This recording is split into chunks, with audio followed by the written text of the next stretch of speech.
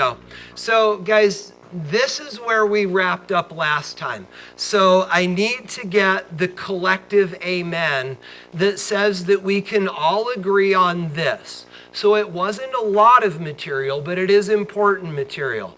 So guys, when we walked out of here on Monday, we all agreed that there are two kinds of ways that things can dissolve in water. They can dissolve in water as a non-electrolyte. Does that dissolve? Absolutely. What it doesn't do is break apart into charged particles, and consequently it doesn't conduct electricity. Then guys, we talked about the idea that there's another way that things can dissolve. That is as an electrolyte. When electrolytes dissolve, so guys, when things dissolve as electrolytes, they do dissolve, but they also break into charged particles. Those charged particles are free to move. That conducts electricity. So guys, anything you need clarification on there, with the understanding that this is going to provide the foundation for what we're going to do today. You really all okay? Please. I have a silly question. That's all right. So if you had a swimming pool Yeah. with sugar, Yeah. nobody would get electrocuted? Well, Cody and I were talking about this a little bit the other day as well. So here's the deal. Does water conduct electricity? It does not. So if you are in a pool of water, okay, if you're in a, because you know from experience, if you're in a swimming pool and a thunderstorm comes in, clear the pool. But understand that if you're in a pool of water, there are very few, there's not a lot of other places you could be where you'd be more safe. Water is a tremendous insulator. So if, in theory, if lightning hit a pool of water, and if you were floating in the water so you weren't touching the ground, because remember, electricity is trying to go from a place of high charge to ground, and that's literally what it's doing. It's looking for a path to ground, and water is not an effective path to ground. So if you're floating in a pool of water, you're very safe because you are not in a path to ground, because water doesn't conduct electricity. So what if you put sugar in there? Wouldn't change. It'd be kind of sticky, but it wouldn't change, because water is a non-electrolyte, and consequently it doesn't provide a path to ground because of all the stuff dissolved in the water. So they chlorinate the water, and frankly, our water is chock full of minerals. We call it hardness. We have very hard water. The reason is because our drinking water flows out of the mountains, and as it flows across those rocks, those minerals dissolve in the water. Again, it's hardness, but it's those things that conduct the electricity. It's not the water itself. With that said, in theory, if you could get lightning to strike water, there's so much energy tied up in a bolt of lightning that it can actually ionize the water and then force it to conduct electricity. But lightning's probably not going to hit a puddle of water because it'll find an easier way to ground, a tree or a person or something. But that's the idea. Weird, right? Yeah. Guys, why do we talk about this? Because it's interesting. Guys, what else? Other things about electrolytes and non-electrolytes? Please. Well, I have another question tied to that, and I've been thinking if a water molecule is polar, like Yes. it is polar, Yeah, it's bent. why is it not a conductor of electricity? That's a good question. And the reason is because, so when we think about something that's polar means there's like water, bent, right? Oxygen, hydrogens. Water has a negative dipole and water has a positive dipole. And that positive and negative travels together as a water molecule. So you actually, on a water molecule, don't have an overall charge. You have an imbalance in charge. And that's different because there is a positive and a negative end. You can think of it as if they cancel each other out. And therefore, it doesn't meet the requirement of being charged to conduct electricity. When you dissolve salt in water, you got positive sodiums, negative chlorines not moving together. And that's what provides the opportunity for charge to be carried. Does that make sense? Okay, guys, we sitting okay with this? Does this settle? Okay, so guys, with this then, as we agree, we are now going to start splitting hairs. And this is where you want to start taking notes. Guys, we've got this idea of electrolytes. And so let's remind ourselves, what do electrolytes do when they go into water? Do they dissolve? Yes, but what else do they do? They break apart into charged particles, ions. Good. Now, guys, what you're going to find is that there's a subset to that idea. So again, big idea, electrolytes and non-electrolytes, but now we're going to do a deeper dive into electrolytes. Because, guys, it turns out there are two subcategories of electrolytes. There are strong electrolytes and there are weak electrolytes. So guys, when we use the word strong, you've got to be really, really careful with this. This is going to be important for the rest of the year. I understand that when you think of the word strong, you think of perhaps muscular.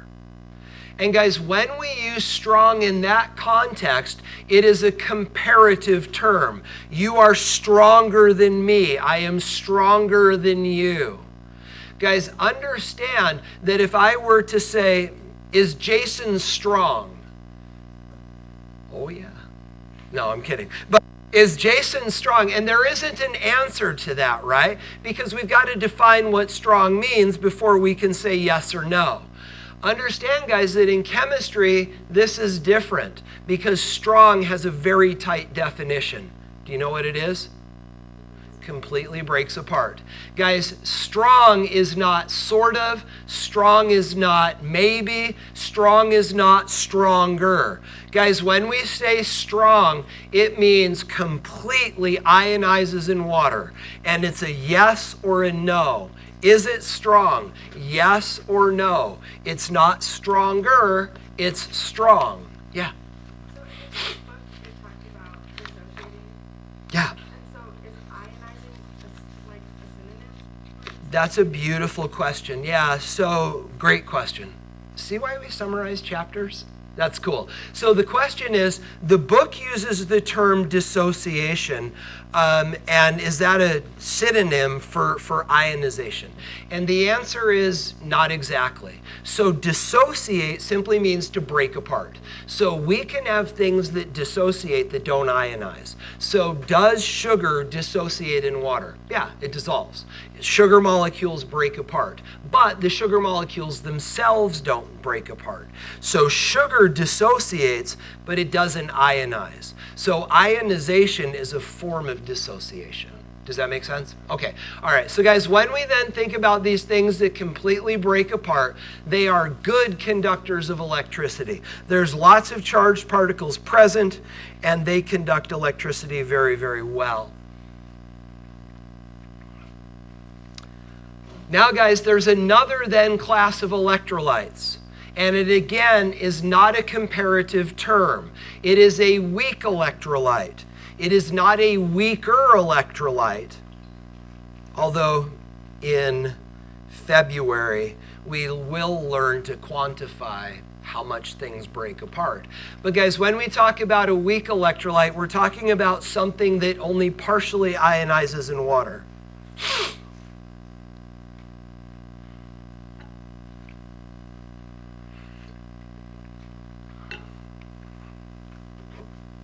And guys, when something only partially ionizes in water, instead of completely breaking apart, and we'll talk more about this in a minute, it actually reaches equilibrium.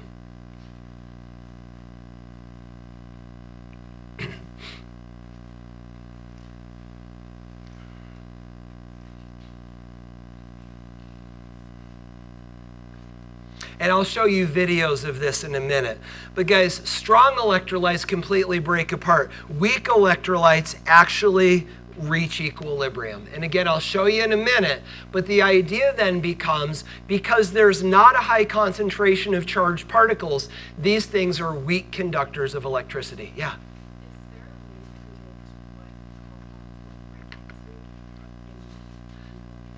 Beautiful question. Yes. So And we're going to get into a little bit of that in just a moment. So the question was, is there a way to predict what these things break into? And the answer is going to be, what is it? So what you're going to find is, and we're going to go through the list in a minute, but you asked, so let's talk. So what are the things that are weak electrolytes? And the answer is weak acids. So if it's a weak acid, what it'll do is it'll break into a conjugate base, we'll talk more later, and then a hydrogen. Also, weak bases are weak electrolytes, and we'll talk more about that in a minute. And then the other thing that tends to be weak electrolytes are partly soluble salts, and those will break slightly into their ions, and we'll talk more in a bit. So yes, and it depends upon what they are. So guys, does this sit okay for you? Weak and strong electrolytes? Go ahead, Tucker. So wait, what be a good conductor of electricity and weak conductor of electricity? Yeah, so the idea, you understand that electricity is a flow of electrons, right? So the more charged particles there are in solution, the more paths that they will be through the solution for electricity to flow. So if you've got a strong electrolyte, you got a bamboozle of ions, lots of ways for the electrons to get through the water. That conducts electrons really well.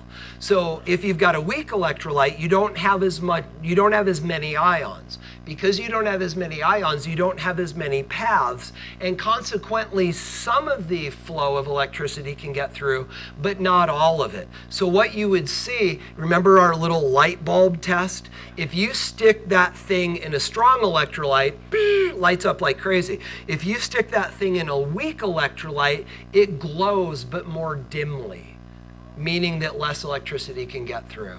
Does that sit okay? So guys, let's then talk about specific examples, and then I'll show you some representations of this. So guys, when we talk about strong electrolytes, you definitely want to get these in your notes. So guys, these are the things that you need to know to be strong electrolytes. So guys, strong electrolytes include the following things: all soluble ionic substances.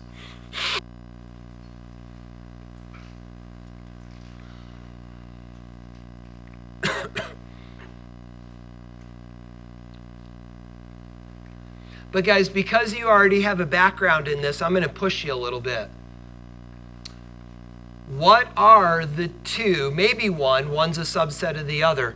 What are we thinking about when we're thinking about soluble ionic substances? Salts. Guys, one of these are the soluble salts. This is why you were asked to memorize the solubility rules. Soluble salts are strong electrolytes. Now guys, the next question is sort of a subset of the other.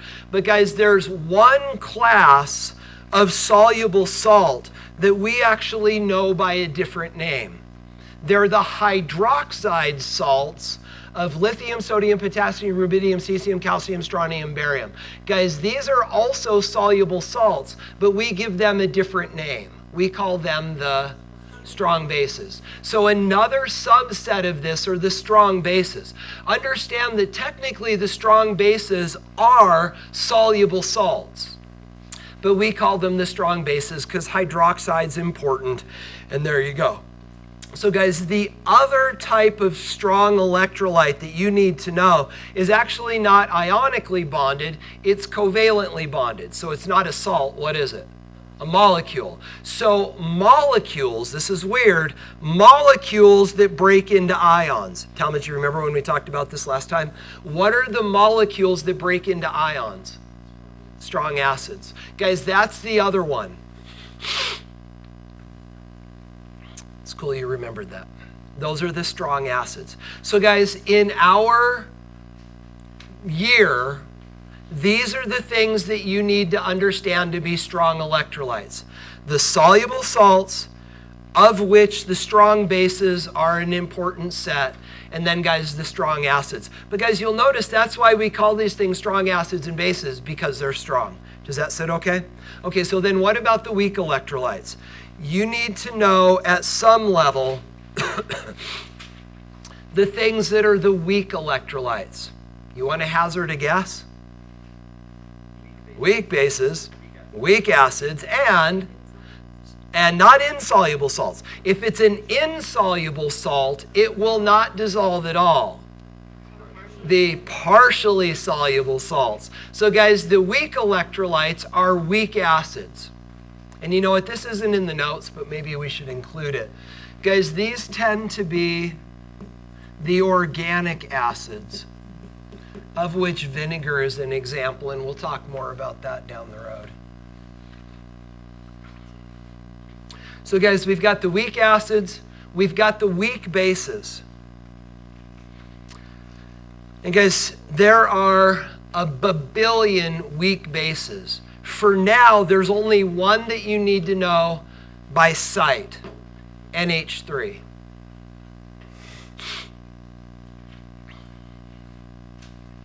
You guys know the household name for NH3, do you remember? Ammonia, yeah. Guys, ammonia is the weak base that you're going to see until we get into chapter 16, and then we'll talk about a bunch more. But maybe we should do this now just so you can really wrap your head around this. Guys, draw with, oh heavens to goodness. That was exciting. Guys, with,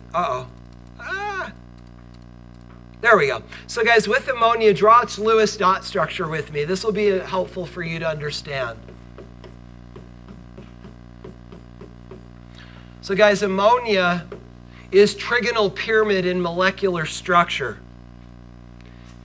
It's kind of bendy because that unbonded pair of electrons is big and fat, and it pushes the hydrogens down, and it forms a trigonal pyramid. Now guys, why is ammonia a base? And the answer is this. If acids give away hydrogens, what do bases do? Takes them in, right?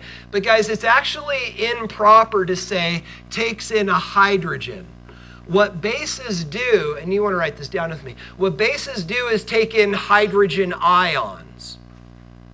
But guys, when we say hydrogen ion, what are we actually talking? What does a hydrogen ion look like? It's a proton. So guys, when we say this, we're really talking about a proton. And guys, protons are little bundles of positive charge. Well guys, imagine an ammonia molecule. What do those two dots represent? Electrons. Guys, we have got two electrons hanging out in a cloud like a tumor sitting on top of this. Let me show you the molecule. Sitting on top of this molecule. So literally, guys, if we look at an ammonia molecule, I wasn't really planning on doing this. But guys, if we look at an ammonia molecule, it looks like this. And there is quite literally a big old ball of negative charge, this cloud of electrons sitting up here.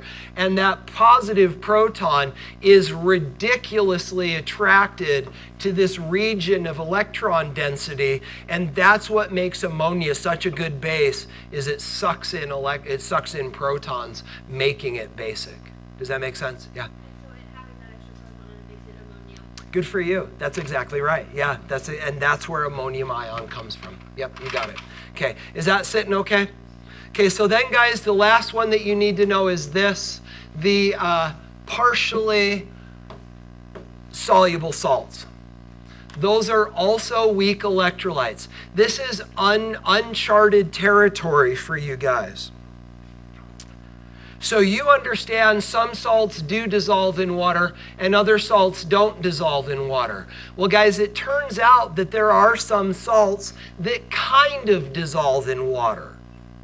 Just be aware of them for now. We're going to look at them in very great detail in late February in chapter 17. Again, guys, remember chapter 4 is an overview of a lot of important chemistry. So a lot of this you're going to see after Christmas. But just understand partly soluble salts are a big deal we're going to talk about later. So does this sit okay for you? Okay, so questions about strong and weak electrolytes. Okay, so guys, let me show you then. Goes like this. Oh, please.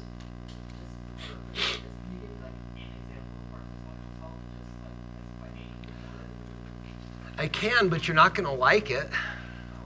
You want me to tell you? No, it's not table salt. Yeah, all right, Robbie, you ask. Silver chloride is a slightly soluble salt. Why am I concerned that you're not going to like that? Well, it's the stuff that makes your hands black. That's true. But what's the problem?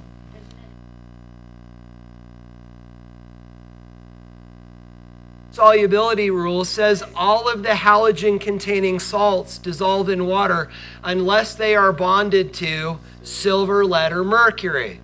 Silver. So guys, from your chapter 4 understanding, you have got this idea that silver chloride does not dissolve in water. It does. A little. But guys, hold on. This is the important idea. Guys, you've got to get used to this. In this class, it is always inappropriate to say always and never. I know. Whenever you are writing in this class, and again, guys, we're in process, right? I'm training you up. But guys, one of the things that you've got to learn to do in this class is to be appropriately vague. Seriously, the minute you say always and never, if you can provide one exception to what you're saying, you've just been proved wrong. Do you understand what I'm saying? So we will use words like tends to be. It's a little crazy. So guys, this is the deal. Does silver chloride dissolve in water? A little bit.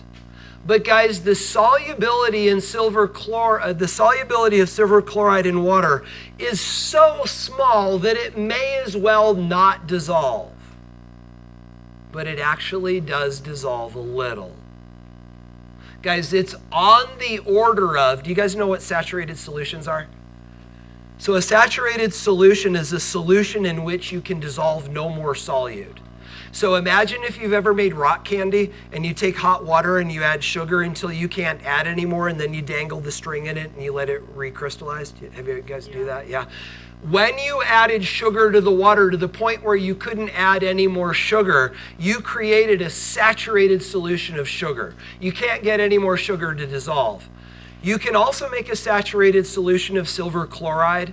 And guys, silver chloride saturates at about 10 to the negative 7th molar. It's not very much at all. So what we're saying is, does silver chloride dissolve in water? Practically no. But does silver chloride dissolve in water? Actually, yes. And those are vague areas that we need to get comfortable with. Because guys, again, in chapter 17, we're actually going to do the math and figure out what is the molarity of a saturated silver chloride solution. For now, we say it doesn't dissolve. Later, we'll talk about the fact that it actually does a little. Okay? So guys, other things about electrolytes? Okay, so let me show you some, not video, but animation. So guys, it goes like this. Strong and weak electrolytes. Let me show you some examples. Hydrogen chloride is a colorless gas. Okay, so guys, we talked about this idea, right? The strong acids, there's 7. What do they look like when they're not dissolved in water? Do you remember? They're all gases. They're all gases, including HCl. So guys, this is HCl in a tank in its molecular form, which is soluble in water and benzene. First, pure water is poured into a beaker. Okay, so here's what we've got. We've got this dreaded electrocution thing that Mr. Miller built, only a little safer. So we have hydrochloric acid, not yet dissolved. We have a light, which is attached to electrodes that run into this beaker. Now, gas, which is soluble in water and benzene. So this person is going to pour water into the beaker. What's going to happen to the light? Why not? It's distilled water. Nothing there to conduct electricity. First, pure water is poured into a beaker.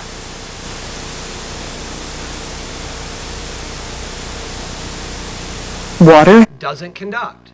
It's a very low conductivity, and the bulb remains unlit. When Now notice what's happening. You can't see it up here, but they are now bubbling this hydrogen chloride through the water.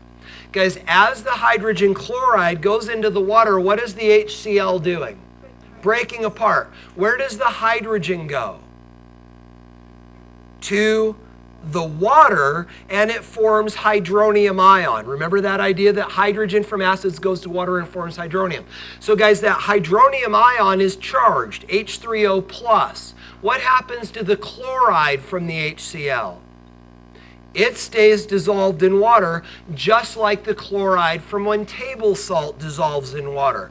So now we have positive hydronium, negative chloride. Those are available to conduct a current. hydrogen chloride gas passes into the water, it dissolves, and the bulb shines very brightly, showing that the solution is conducting.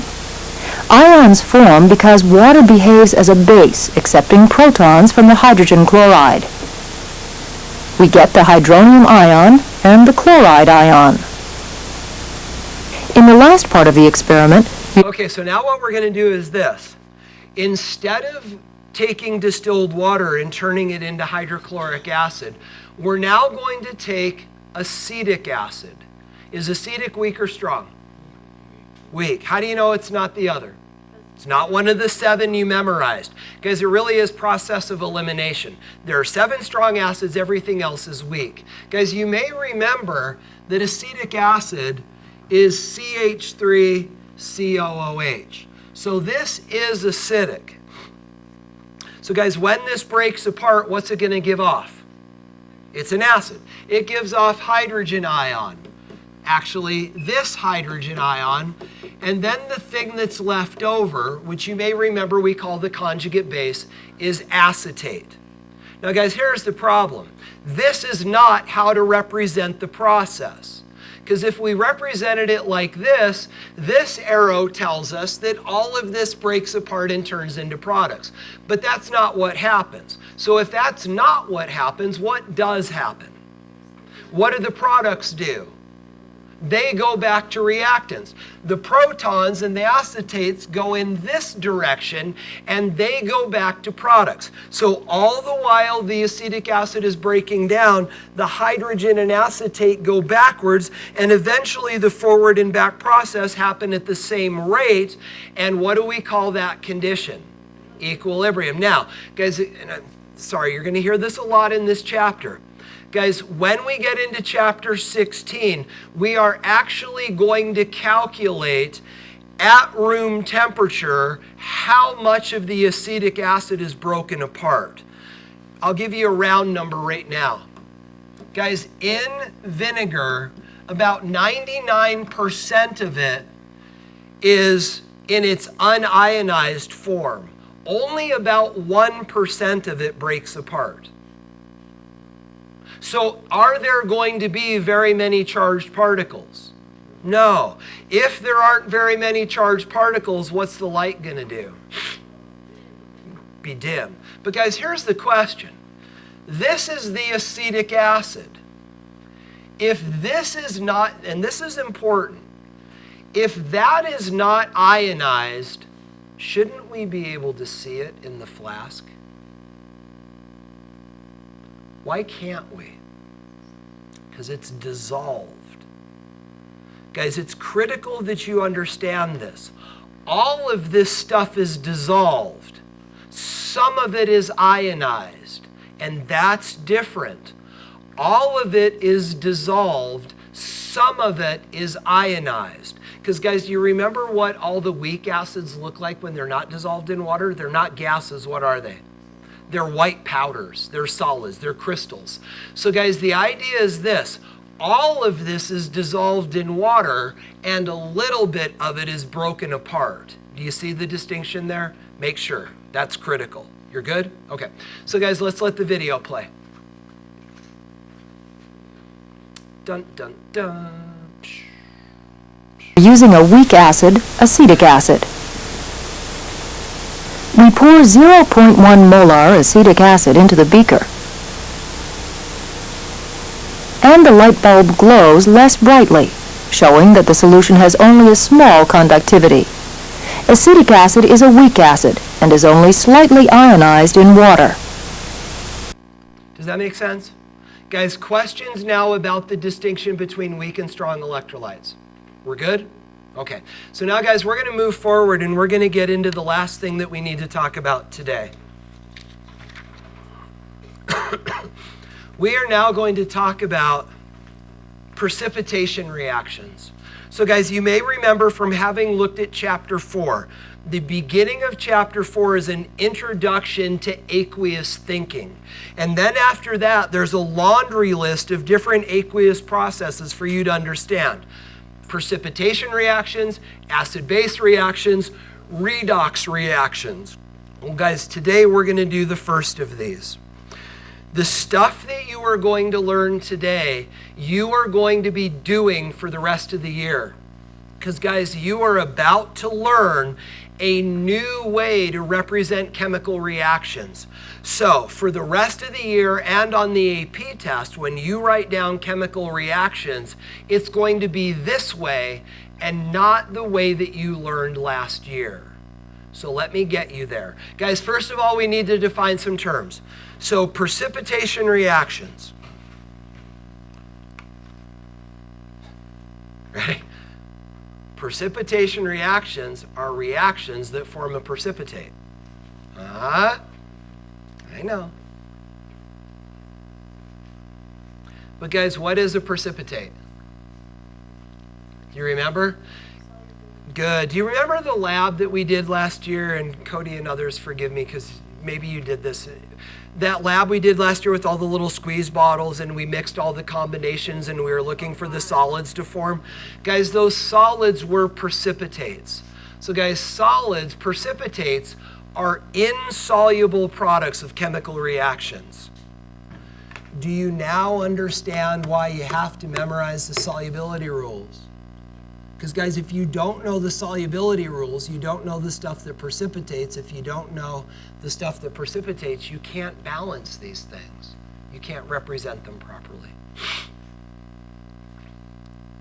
By the way, can I share with you a really bad chemistry joke right now? Yeah. The t-shirt that says, if you're not part of the solution, you're part of the precipitate. That's all I got. Huh? It's not that funny. Okay. Now, guys, the first thing you need to know is this. Most precipitation reactions are actually double displacement reactions. Remember the double tradings of partners?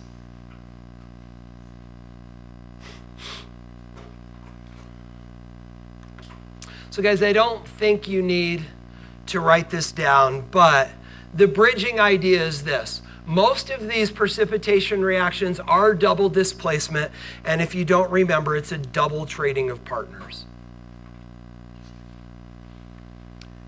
And then, guys, the last thing we need to do before we're ready to dig into this is remember we've got to know solubility rules. So, guys, part of your homework, was it for last time, summarize the solubility table?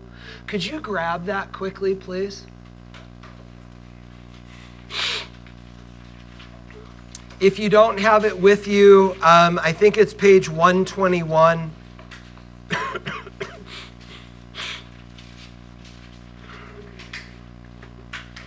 I think it's page 121 in your book. Is that right? Does anyone, are you, Talmadge, are you looking? Can you verify 121? Okay. So guys, we've talked about this already a couple times. But Josh, if I may,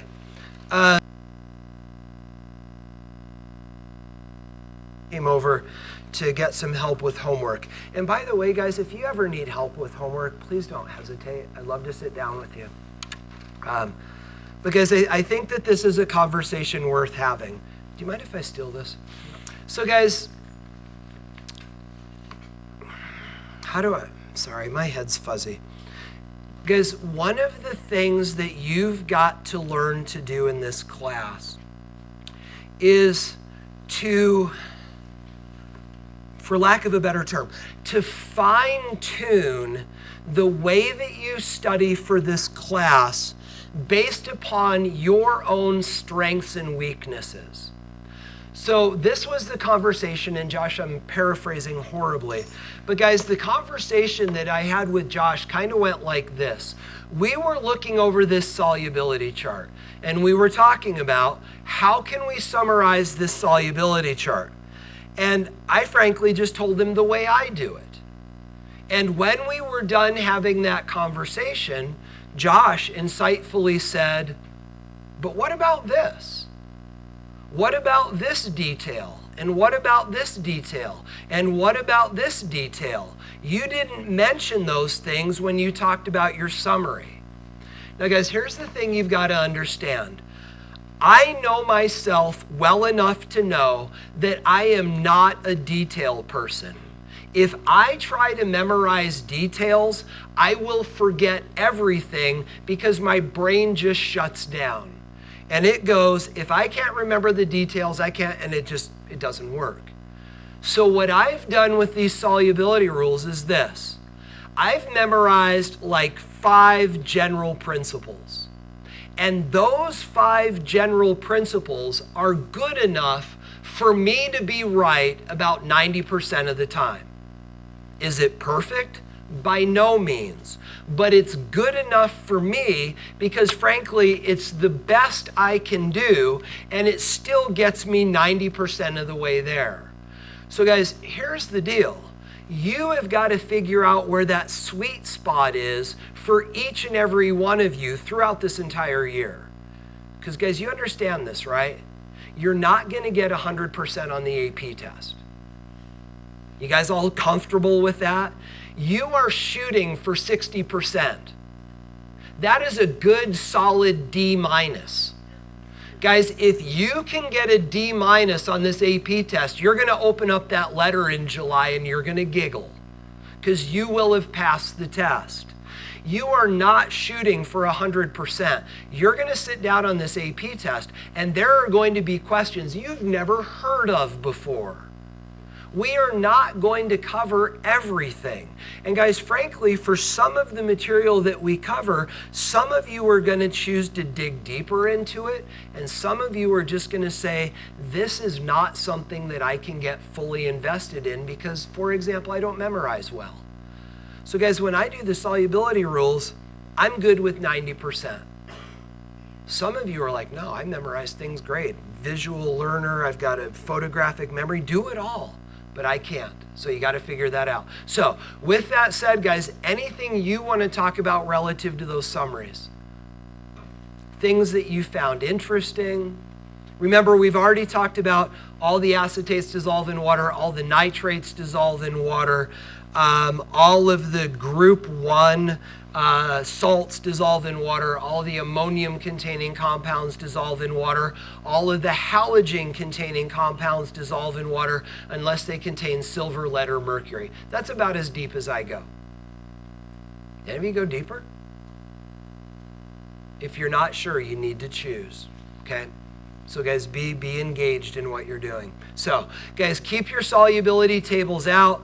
And let me show you what these precipitation reactions look like, and then we're going to dig into playing with one. So fundamentally, it goes like this. The first precipitate will be... Here we go. So guys, please don't say anything, but let me just ask you the question. Here we have aqueous solutions of table salt and silver nitrate. When we dump these together, what kind of reaction is it going to be? And don't say precipitation. Double displacement. Can you picture in your mind's eye the trading of these partners? Now, don't answer out loud. Think about it. When they trade partners, what will the precipitate be? Don't say anything. Just think. Without pen and paper, just up in your brain, what will the precipitate be? Well, guys, we've got 2 choices, right? So our 2 choices are sodium is going to hook up with the nitrate, and the chlorine is going to hook up with the silver. Which one of those will precipitate? Silver chloride. What color is that? Do you remember? You formed it last year. It's white. And you'll do this in lab in a couple days. But guys, how do we know? Well, fundamental chemistry, fundamental solubility. Remember, up in my brain, I've got a solubility rule that says any group 1 salt dissolves in water. Sodium is a group 1 metal. I know that anything that sodium comes into contact with is going to form a soluble salt. What about nitrate? Always dissolves in water. So guys, I don't even need to really know about the exception to the halogen rule with silver. If I just know that nitrates dissolve in water and sodium always dissolves in water, by process of elimination, I can figure out that the other one's the precipitate. Get the idea? Let's watch it happen. Here we go. I'm really struggling. The first precipitate will be produced from aqueous silver nitrate and aqueous sodium chloride. Aqueous sodium chloride is added to the silver nitrate solution. We observe a white precipitate of silver chloride. This heavy precipitate thickens and falls to the bottom of the test tube. By the way, guys, if the silver chloride precipitates, where's the sodium nitrate? It's dissolved in the water. So you know there's a name for that. It's called the supernate. More aqueous sodium chloride is added to the silver nitrate solution.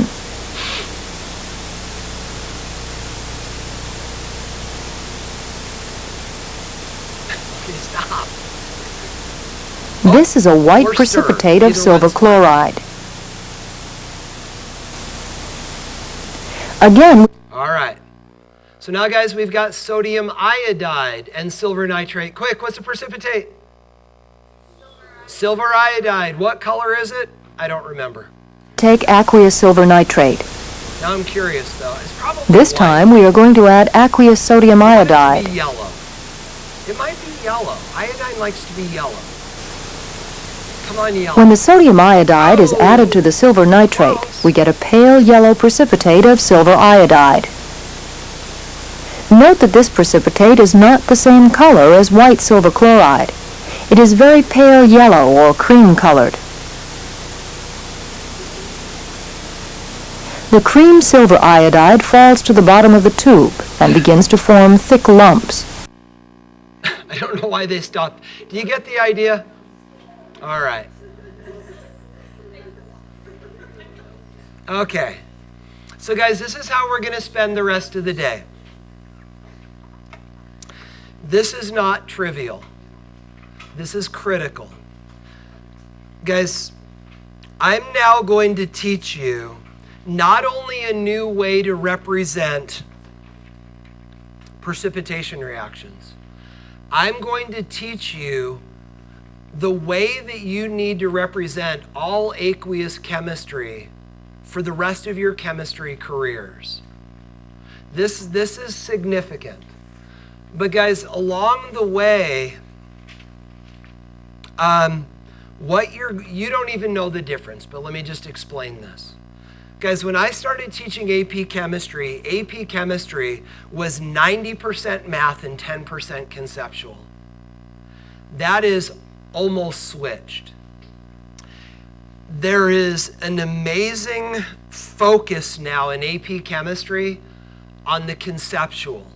And one of the ways that they like to offer you to demonstrate that you understand the concepts is by drawing pictures. So we're going to do some of this. So guys, you need half a sheet of paper. If you need to flip over on the back, that's fine. But you need about half a sheet of paper.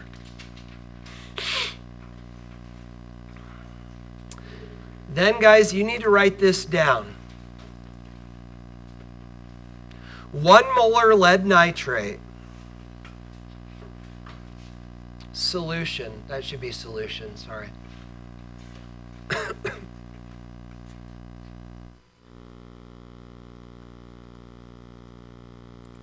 One molar lead nitrate solution reacting with 0.5 molar potassium iodide solution.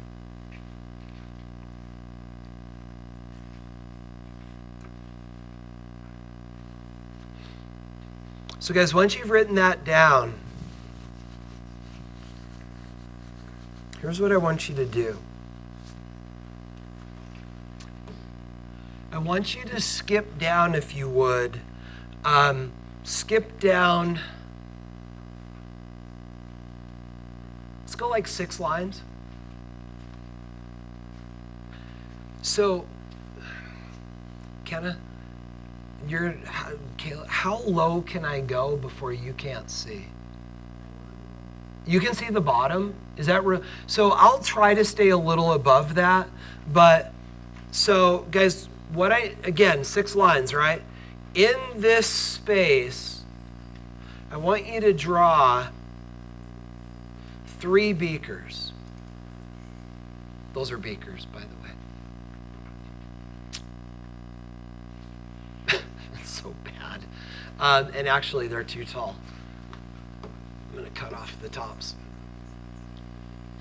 I need a little more space. Okay. So guys, here's what I want you to do. Move up into your space, and in the middle of your paper, draw a yields arrow. Now, off to the left, to the very best of your ability, represent the reactants in this process.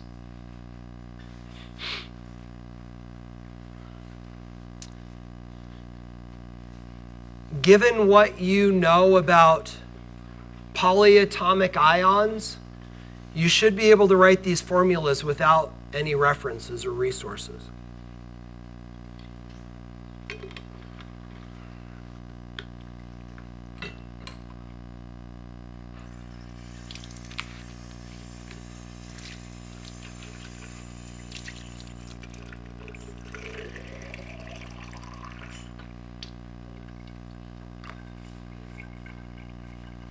And guys, all you're doing is the reactants.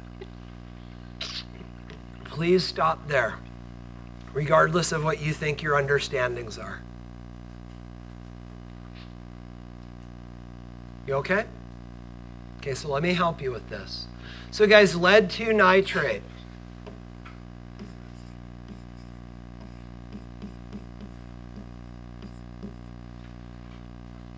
PbNO3 Is that okay? Do we need to talk about it? Okay. So guys, let's put a subscript on this. What subscript is appropriate? Aqueous. Guys, if you're not sure why, let's talk about the hints. What in the question tells us that this is aqueous? Besides the word solution, it has a molarity. Okay. Then, let's look at our other reactant. Potassium nitrate, potassium iodide. Ki, and again, aqueous. Is that okay? Okay. So now, guys, what I'd like you to do is this. In your left-hand beaker, label that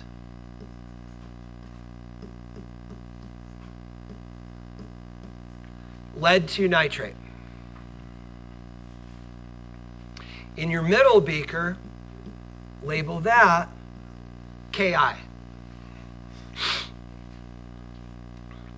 Now, draw, well here, let's put some water in there. Guys, draw in the beaker what is actually, if you have a beaker or a bottle or a vial, if you have a beaker of lead 2 nitrate solution, what is actually in the beaker?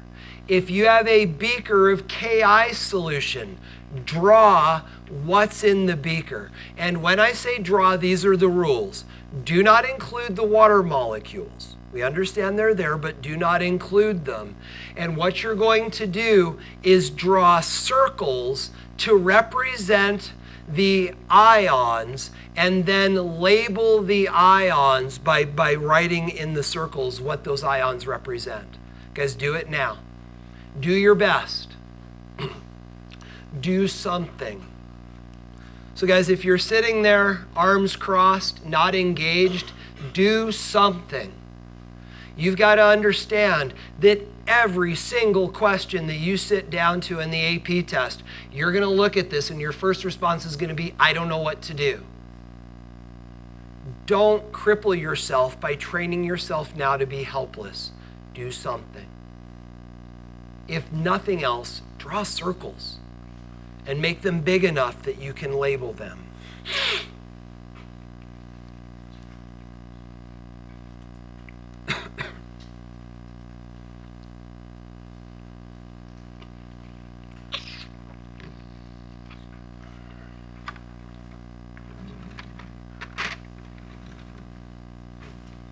Give you a couple more seconds.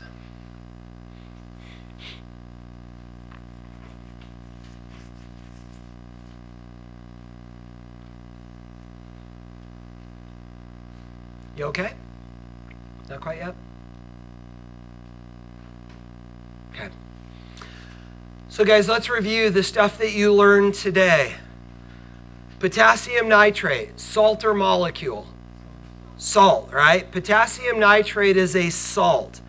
As a salt, is it an electrolyte or a non-electrolyte? It is an electrolyte. Now thinking about solubility rules, does lead nitrate dissolve in water? Yeah, we've already established that it does. That makes it a strong electrolyte. What does it mean that lead 2 nitrate is a strong electrolyte? What does it do?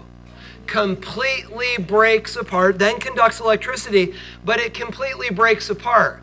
So guys, join me. This is important. In this beaker of lead 2 nitrate, there is no lead 2 nitrate. What's in the beaker? Lead ions and nitrate ions. There is no lead 2 nitrate in that beaker, and when you represent it, here's the rule. You've got to get the ratios right. So one of your ions is lead 2 plus, and then you've got nitrate, and then you've got nitrate. Now guys, understand that on the AP test, they will actually tell you how many units to represent. I'm just going to go with one because I can't make any more fit. So guys, with that, let me give you a second to now fix what you put in the second beaker if you need.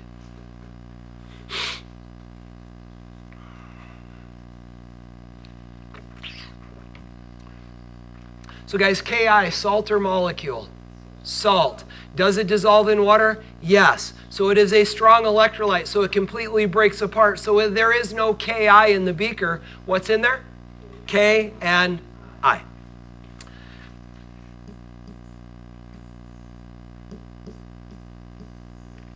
Like so. Yeah. If you write this down, that is completely wrong. Guys, potassium and potassium ion are not the same thing. Potassium is a dull, shiny metal that doesn't dissolve in water. Potassium ion does. This is potassium ion and iodide ion. Charges are critical. Okay, so now guys, what we're going to do is this. We are going to go up to our balanced equation, and we are going to skip down a line, and we are going to rewrite our reactants representing what they actually look like in solution. So here's what we're going to do. We're going to go lead 2 plus 2 NO3 minus plus K plus I. Oh, plus and minus. Now guys, you'll notice that at this point we dropped the aqueous subscripts. They are not necessary. Why? How do we know this stuff's dissolved in water? The charges. The charges tell us that they're dissolved in water. So guys, are you with me so far? We doing okay? Coach, you're good?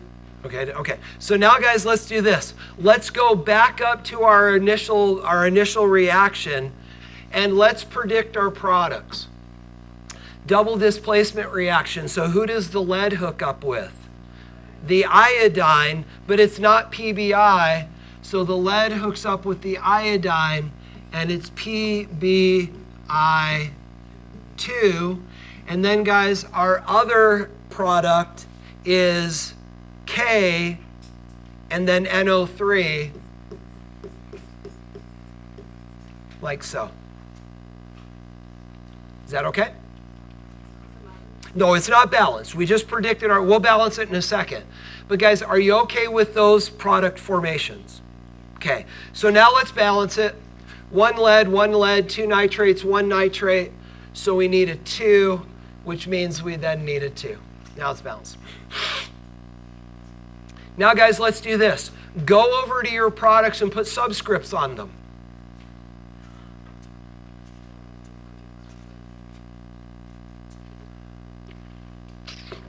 Did you get it? So guys, on our subscripts, anything nitrate dissolves, so that's aqueous. But what about PBI2? It's a solid. It's insoluble. It's a solid.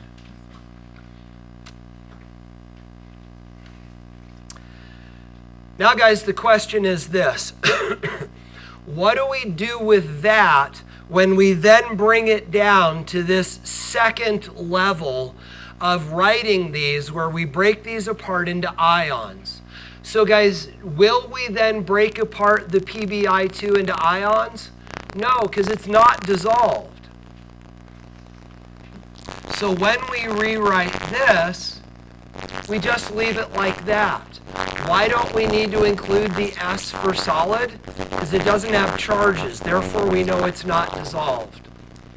Then guys, here we've got 2 Ks and we've got 2 NO3 minuses, which means we need to balance this as well by bringing these 2's down.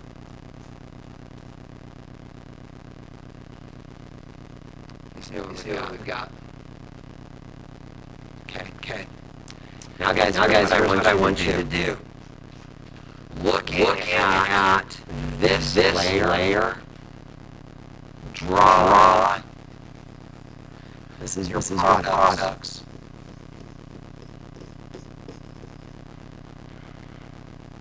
Actually, you know what? I'm not going to have you draw. You're going to do it wrong. You don't know how to do this. So guys, let me show you how to do this. Let's picture it. So guys, these are going to be our products. Let's talk. What is the PBI2 going to look like? A solid. This is the way to do that on the AP test.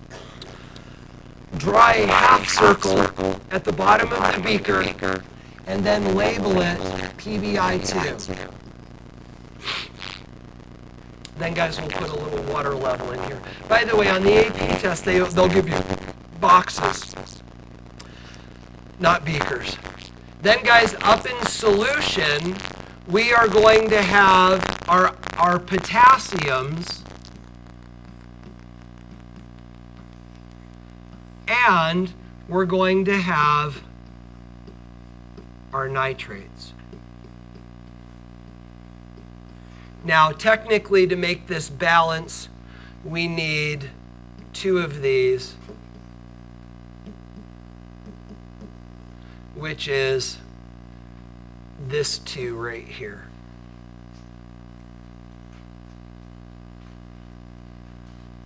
How you guys doing? You okay?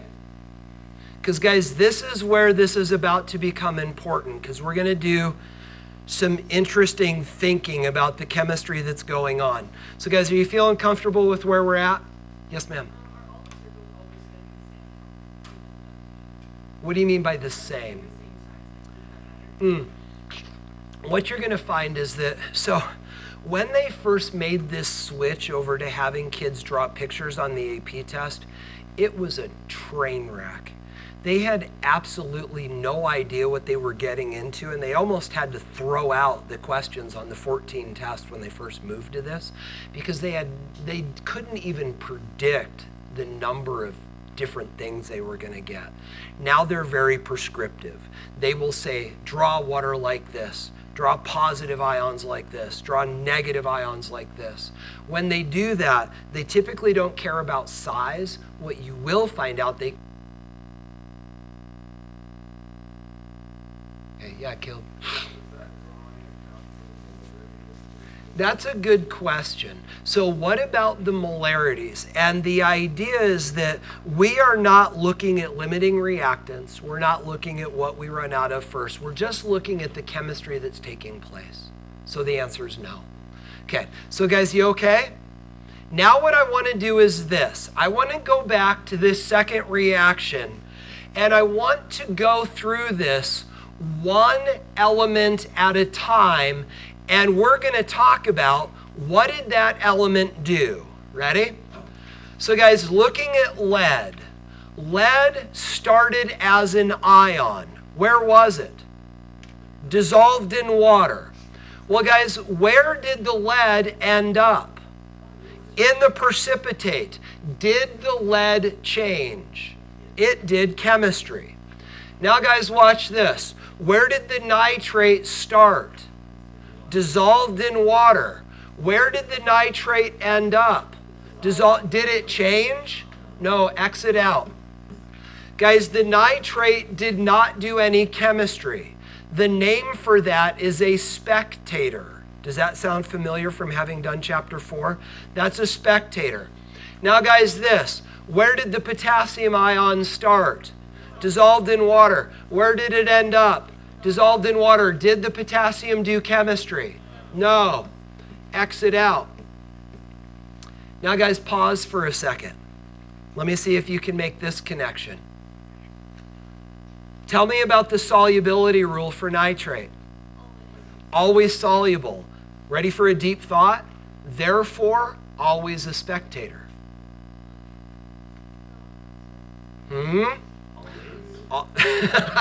Usually a spectator. Now guys, what about this? Potassium is a group 1 metal. What's the solubility rule? Always soluble. Usually a spectator.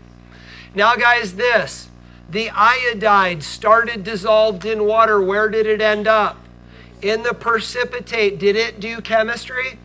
Therefore not a spectator. So now and then as we look over on the right, obviously the precipitate was the product of chemistry, therefore it did chemistry as well. So now guys, on the next line down, what I want you to do is bring down the stuff that are not spectators. Pb2 plus 2I minus yields Pbi2. This has a name. It is called the net Ionic equation.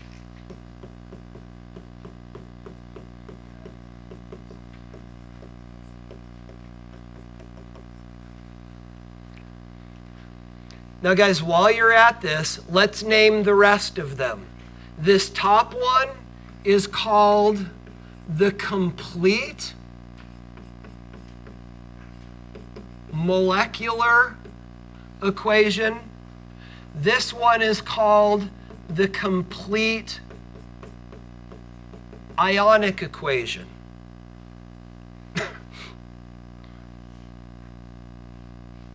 So guys, let me help you make the connection.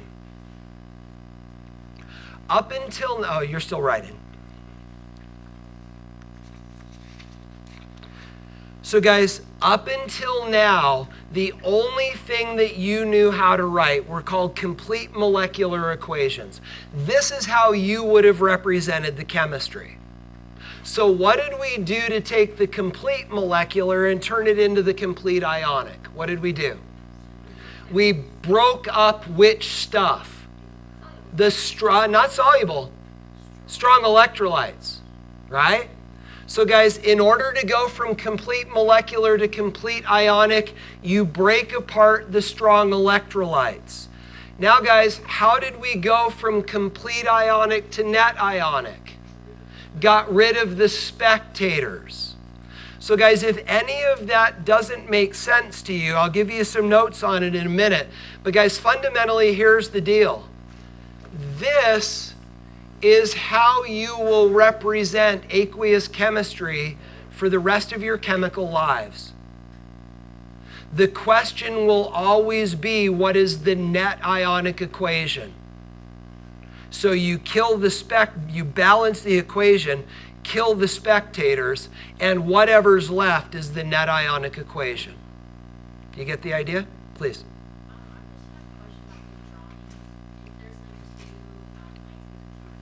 Yeah.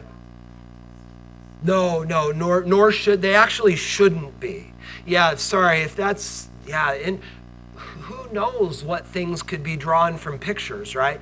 These should be separated. There's water molecules between them. Thank you so much. Those should not be in contact. Those nitrates are separate. Go ahead, Robbie. So, then is this reaction, is it still double displacement, or is it single?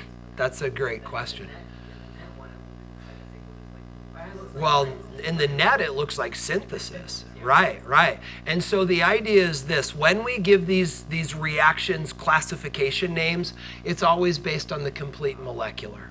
Yeah. Correct. Yep. You okay? So guys, don't write this down, but if you would like to pick this out of the notes later, you may. But guys, read it with me and see if this makes sense. The molecular or the complete molecular equation shows the chemical formulas for the reactants and products. The complete ionic shows the strong electrolytes broken into ions. The spectators are the dudes that don't do chemistry. And then the net ionic equation is the equation that remains when the spectator ions are removed from the complete ionic equation. Does that jive with what you just learned? Okay. So guys, based then upon these understandings, this is now within your grasp. So guys, we are going to grade this homework assignment on Friday. If you have not yet turned in the Chapter 4 summary, please remember that that's outline. It's a summary, but it's an outline. Please put that in the bottom left drawer, the bottom left basket. Guys, we do have a few minutes left. If you want to dig into homework, I need to print my Pride report, and in about 5 minutes, we're going to gather together around Pride and talk about that. So guys, anything you need to talk about to wrap up the day? You okay? Okay, go get them. Turn in your summaries. No, don't. So if one of the strong electrolytes had been a weak electrolyte, would we not have split it up into the ion? Just 1 second. Sorry, I gotta stop recording before this thing goes crazy.